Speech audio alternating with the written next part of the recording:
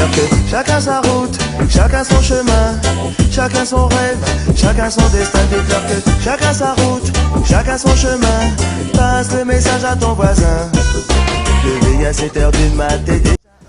C'est Kilolo, c'est Kilolo, c'est un amateur de reggae qui a organisé la scène reggae sur La Rochelle pendant une petite vingtaine d'années.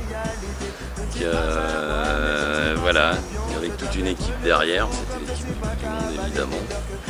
Et voilà, une équipe qui marche bien depuis 20 ans, des gens fidèles. Alors j'ai choisi le reggae, j'ai pas vraiment choisi, c'est à peu près tout ce que je sais faire.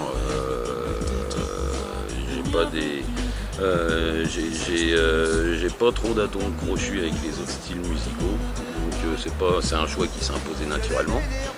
Le bout du monde en fait c'est le bout du monde, c'est un outil qui a vraiment été créé pour faire du concert, parce qu'avant le bout du monde j'organisais des concerts en salle. Et finalement, ça m'a paru plus rationnel de monter voilà, un bar avec une scène, et plutôt que d'avoir à louer du matériel et toute l'infrastructure, ben, j'ai tout fait à la maison. C'est comme ça qu'est née l'idée du bout du monde. Ben, en fait ouais, le bar, je l'ai revendu il y a 1 an et demi, après 13 ans au taquet. Donc il y a un moment où ça doit s'arrêter, puisqu'on ne peut pas non plus vivre tout le temps dans une bulle, quoi.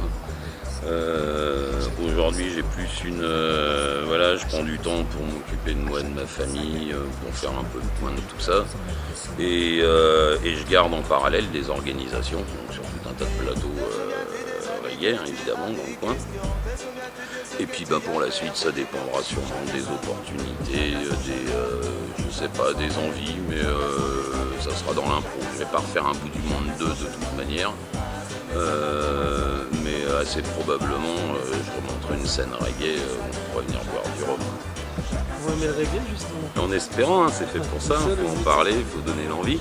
Mais à ceux qui vont venir ce soir, je dis bravo parce que vous avez réussi à avoir vos places, contrairement à tous ceux qui sont un peu tard et qui vont être obligés de voir ça sur leur écran de télé si un jour ça sort. Donc bien vu pour ceux qui ont réussi à avoir leur place.